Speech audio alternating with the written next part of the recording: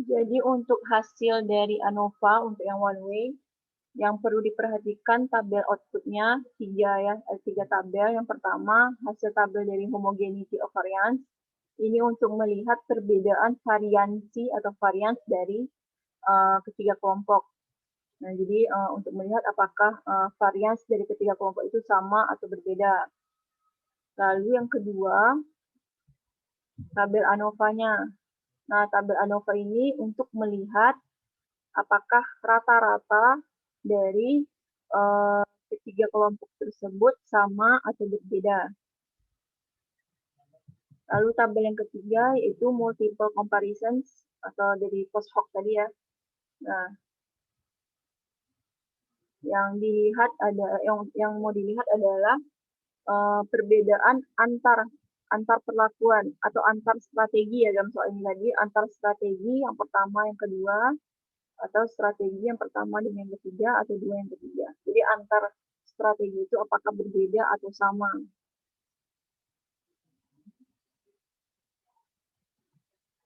Terhadap variabel pengetahuan dan juga pendapatan. Paham ya? Paham atau tidak? Atau ada yang ingin ditanyakan? Silakan. Sebelum saya lanjut. Masih bingung ngambil itu Bu, ngambil ininya Bu, ngambil keputusannya Bu, masih bingung Bu. Jadi ngambil keputusannya berdasarkan dari nilai signifikansinya atau p-value-nya. Nah, kalau untuk tabel pertama ini kan untuk melihat variansi dari ketiga kelompok. Untuk yang tabel homogeneity of variance ya, untuk melihat variansi dari ketiga kelompok apakah sama atau tidak. Nah, cara mengambil keputusannya adalah melihat dari nilai signifikansinya, kalau kecil dari 0,05 berarti varians kelompoknya itu berbeda. Tapi kalau dia besar dari 0,05 signifikansinya, artinya varians ketiga kelompok itu sama. Nah, ini keputusan untuk yang tabel pertama. Jadi varians dari ketiga strategi, jadi cara mengambil keputusannya adalah, atau kesimpulannya adalah varians dari ketiga strategi itu adalah sama. Jadi tidak ada yang berbeda, tidak ada perbedaan varians antara strategi pertama, kedua, maupun ketiga. Lalu untuk tabel yang kedua atau tabel ANOVA, ini fungsinya untuk melihat perbedaan rata-rata, apakah dia berbeda atau sama antara ketiga kelompok. Nah, dia di sini di dalam PowerPoint hanya menampilkan rata-rata untuk pengetahuan saja. Jadi kalau untuk yang pengetahuan saja, rata-rata dari antar kelompok itu kan nilai signifikansinya 0,001.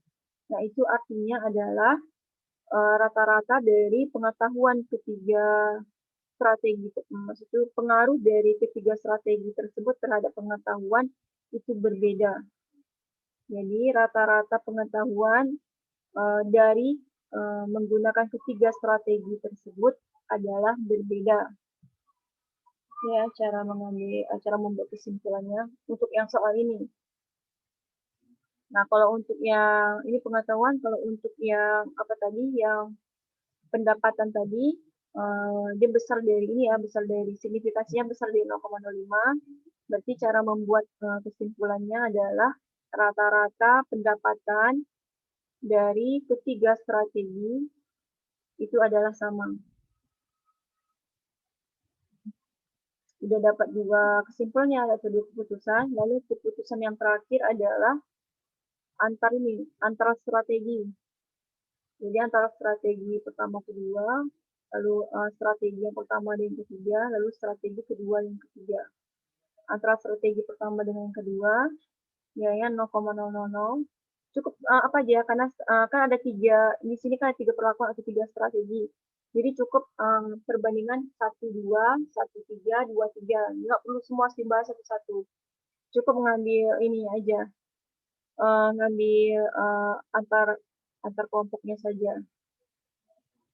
Boleh yang mau menggunakan Tuke, boleh menggunakan Benferoni. Karena biasanya jawabannya ataupun hasilnya itu biasanya pasti nggak jauh berbeda, hampir sama saja. Nah, jadi kalau untuk kesimpulan dari multiple comparisons atau post hoc tadi, jadi terdapat perbedaan antara strategi pertama dengan strategi yang kedua. Lalu terdapat perbedaan antara strategi pertama dengan yang ketiga. Lalu terdapat perbedaan antara strategi kedua dan strategi ketiga. Cara mengambil keputusannya berdasarkan dari nilai signifikansinya. Nah, ini kan semuanya nilai signifikansinya kecil daripada 0,005. Berarti berbeda. Antar strategi itu berbeda hasilnya. Kalau yang pendapatan tadi semuanya di atas 0,05. Jadi cara membuat kesimpulannya adalah bahwa antara strategi pertama dan strategi kedua untuk variabel pendapatan adalah sama. Lalu antara strategi pendapatan berdasarkan dari strategi pertama dan strategi ketiga adalah sama. Lalu pendapatan dari strategi kedua dan strategi ketiga adalah sama. Itu cara membuat keputusannya. Ngerti, Bu. Nanti mana yang masih belum mengerti silakan diulang-ulang rekamannya ya. Karena kita masih ada 2 lagi, takutnya nggak terkejar. Oke. Saya lanjutkan. Yang kedua yaitu ANOVA 2 arah atau two-way ANOVA. Hampir sama saja dengan tadi, cuman ini kalau untuk ANOVA 2 arah itu ada yang tanpa interaksi dan ada yang dengan interaksi. Nah, kalau tanpa interaksi itu merupakan pengujian hipotesis beda 3 rata-rata atau lebih dengan 2 faktor yang berpengaruh dan interaksi antara kedua faktor tersebut ditiadakan, jadi dianggap nggak ada. Sedangkan kalau dengan interaksi merupakan pengujian beda 3 rata-rata atau lebih dengan 2 faktor yang berpengaruh dan pengaruh interaksi antara kedua faktor tersebut diperhitungkan. Nah, jadi itu bedanya ya. Yang satu memperhitungkan interaksi antara kedua faktor, sedangkan yang satu lagi tidak memperhitungkan interaksi antara kedua faktor. Nah, kalau untuk tanpa interaksi, cara membuat hipotesisnya adalah H0-nya itu antara A1 sama dengan A2 sama dengan A3. Di mana H1-nya itu sekurang-kurangnya ada 1A yang nilainya itu tidak sama dengan 0. Ini kan ada misalnya ini ada 3 ya. Jadi antara 3 ini salah satu minimal satu aja, misalnya A1 atau A2 atau A3, itu nilainya itu tidak boleh sama dengan 0. Lalu kalau untuk yang sama ya, kalau untuk yang B-nya, B1 itu beta 1 itu sama dengan beta 2 sama dengan beta 3 sama dengan 0, di mana untuk H1-nya itu sekurang-kurangnya itu ada satu nilai beta yaitu tidak sama dengan 0. Jadi ada 2 jenis seperti ini H0 ya, sorry ini H0. Ada 2 jenis hipotesis, boleh yang atas yang bawah. Contoh, kita langsung contoh ya biar paham. Nah, contohnya ini ada P1, ada P1, nah dia ada perlakuannya itu ada, nah ini ada jenis pupuk pada baris.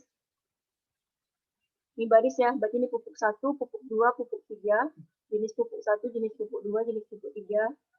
Lalu ada jenis tanaman pada kolom, jenis tanaman 1, jenis tanaman 2, jenis tanaman 3, jenis tanaman 4. Nah ini total.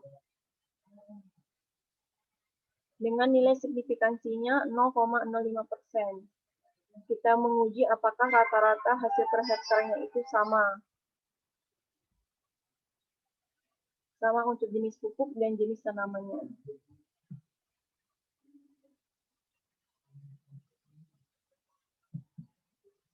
Ini contohnya seorang guru ingin melakukan pengujian terhadap perolehan hasil belajar siswa yang disebabkan oleh penggunaan waktu belajar siswa. Nah, dalam pengujian ini, variabel terikatnya adalah hasil belajar. Sedangkan variabel bebas pertama adalah lama waktu belajar, ada 2 jam, ada 3 jam, 4 jam, dan 5 jam. Lalu variabel bebas kedua yaitu kemampuan awal siswa. Jadi kemampuan yang tinggi, sedang, atau rendah. Nah, lalu jumlah responden untuk masing-masing kelompok itu sebanyak 4 orang. dengan tingkat kesalahan yang dipilih yaitu 5% atau 0,05. Setelah dilaksanakan tes pada seluruh responden, maka diperoleh data. Ini hipotesisnya. Ini deh. Diperoleh data. Jadi ini lama belajar ada 2 jam, 3 jam, 4 jam, 5 jam. Kemampuan awalnya tinggi, sedang, rendah. Silakan difoto atau kita mau kalau nggak cukup ini aja. Soal yang pertama itu bisa juga diuji coba ya.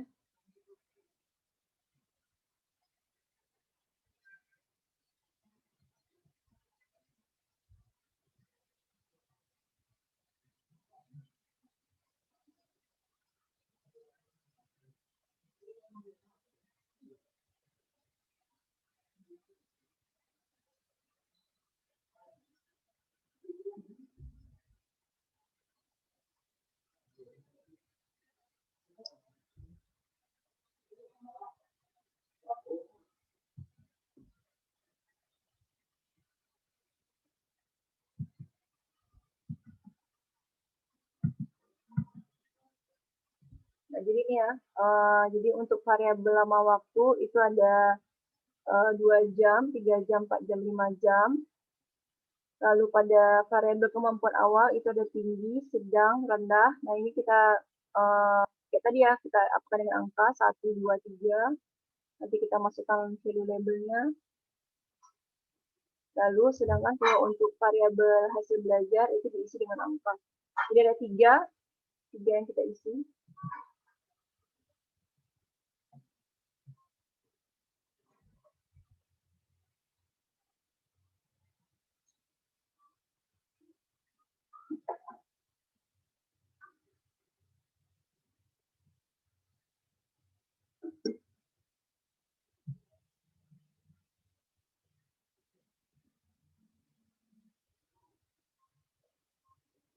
Ya, kita ambil di sini aja ya. Jadi tadi ada waktu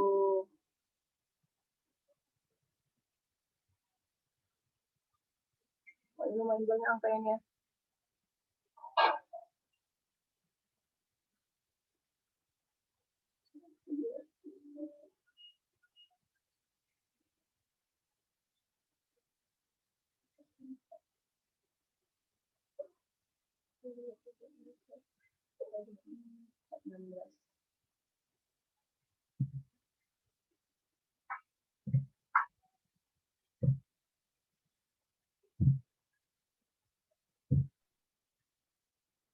Ini saya masukkan tentang kemampuan awal siswanya dulu.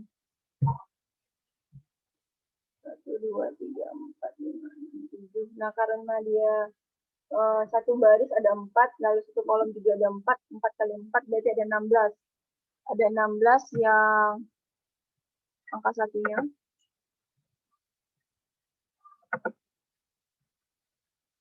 1, 2, 3, 4, 5, 6, 7, 8, 9, 10, 11, 12, 13, 14, 15, 16.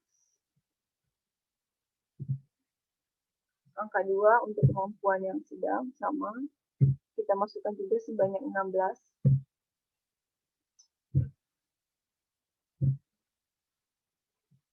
1, 2, 3, 4, 5, 6, 7, 8.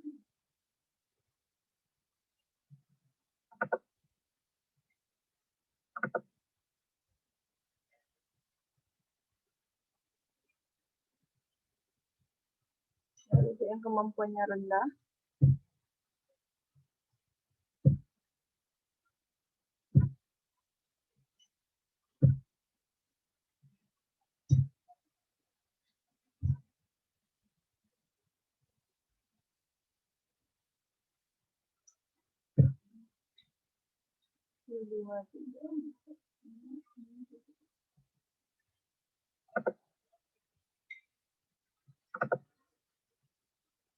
Oke. Jadi ada 48 data ya. Langsung kita lihat variabelnya.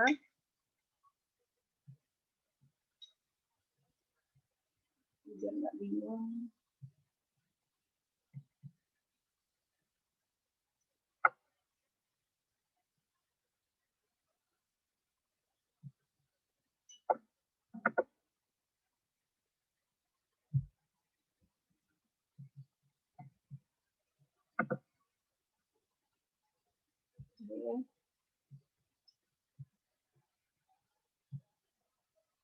Kita edit dengan kemampuan awal gitu.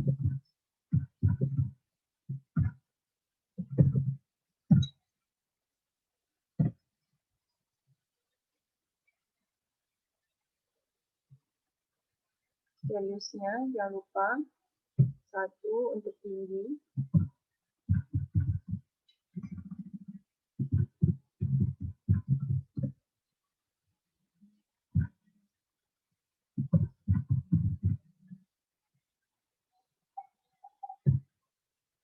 Dua, kemampuan sedang.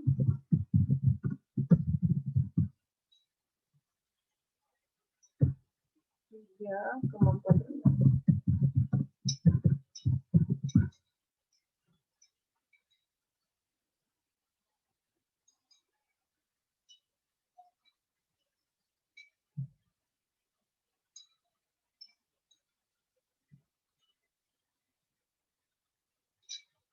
Kemampuan awalnya sudah dimasukkan semua?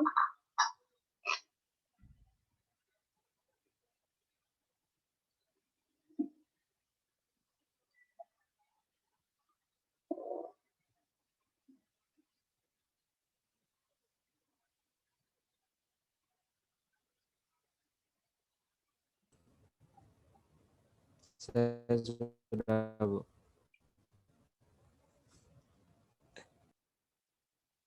Data kemampuan awalnya sudah masuk semua? Belum, Bu. Oke.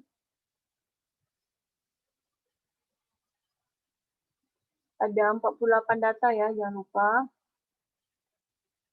Masing-masing 16. Angka satunya ada 16, angka 2-nya ada 16, dan angka 3-nya ada 16.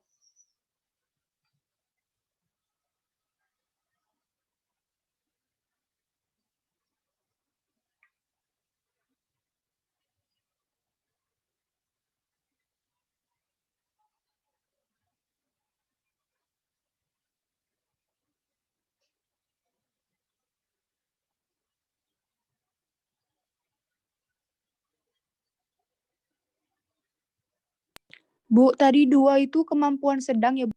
Iya, kemampuan sedang.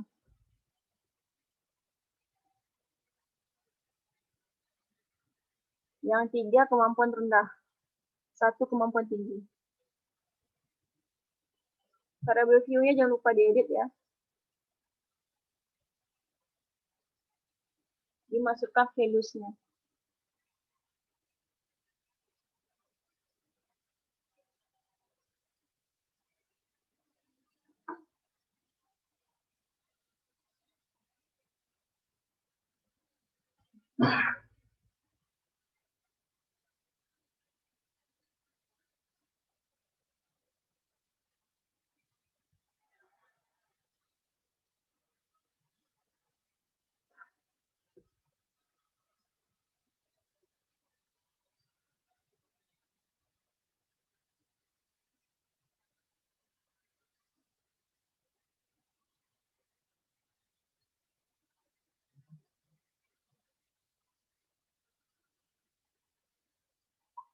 Udah semua?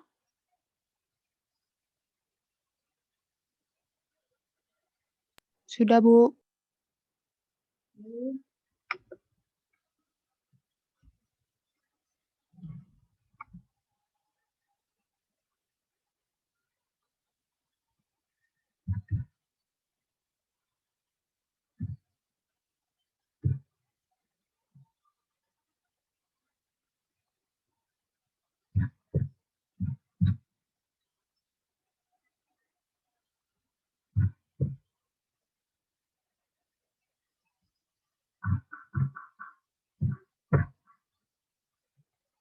Nah, hati-hati di sini ya. Ini kan angka nilainya nih. Ini nilainya.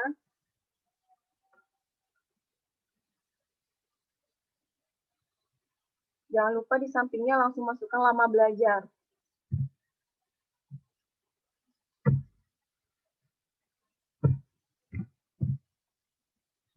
Nah, ini lama belajar 2 jam.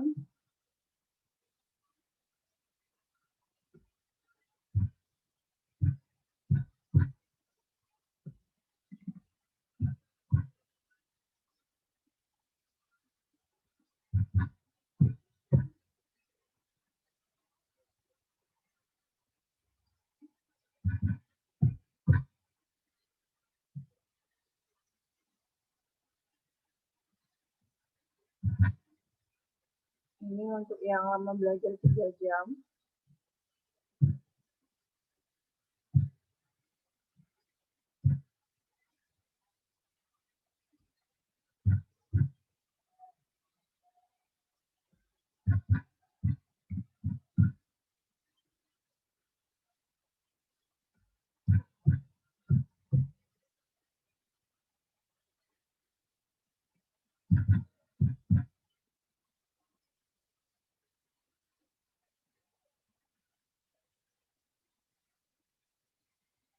Ini yang untuk 4 jam.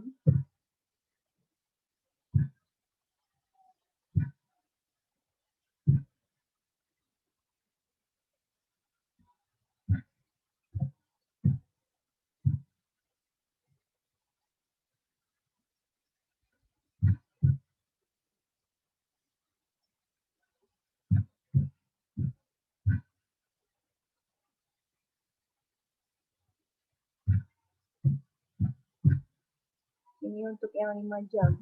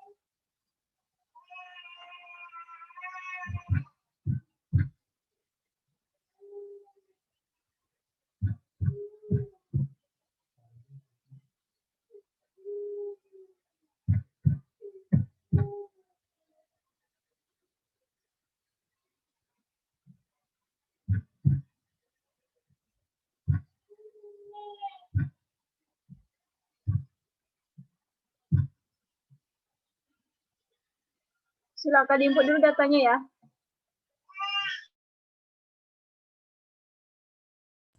Baik, Bu.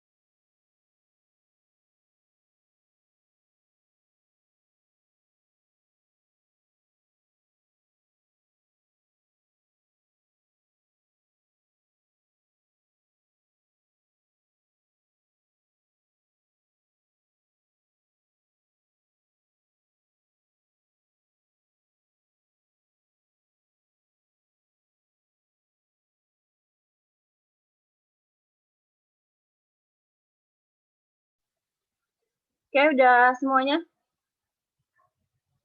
Sudah dimasukkan semua datanya? Sudah, Bu.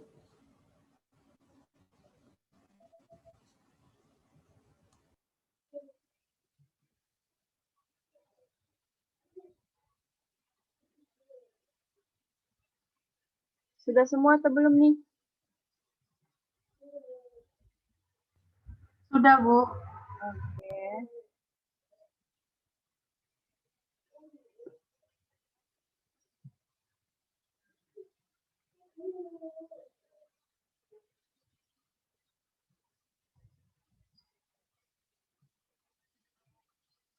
Oke, kita masukkan variabel fill-nya.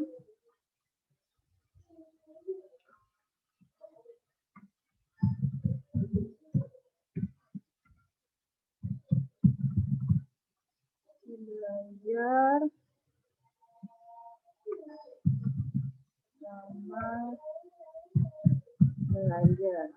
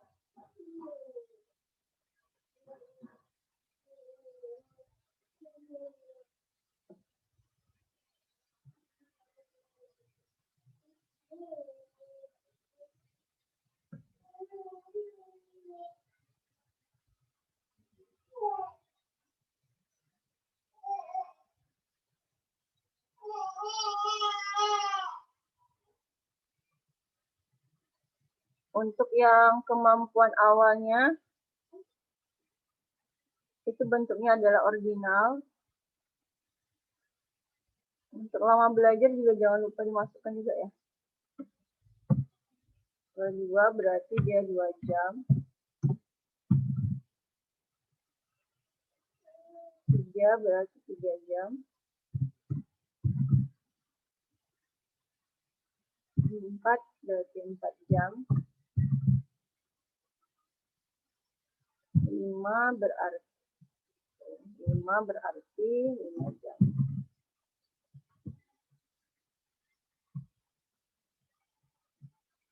Oke, yang kemampuan awal, measure-nya ordinal, hasil belajar scale, lama belajar scale, values-nya jangan lupa dimasukkan untuk yang kemampuan awal dan juga lama belajar.